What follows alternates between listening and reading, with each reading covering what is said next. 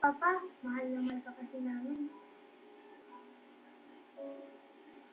Papa, kapag magaling ka ng todo, igawa mo ka sa langgola.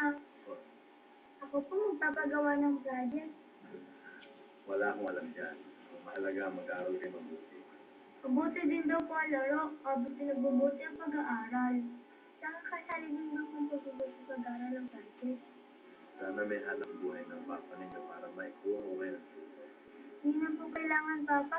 Kayo po, pwede na. Saka, alam ko po, kaya gumawa ng talanggola. Wala akong alam dyan.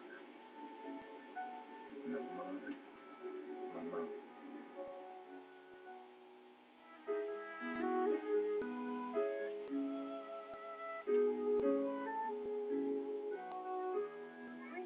Alam ba ni Father ko na tumataya ka?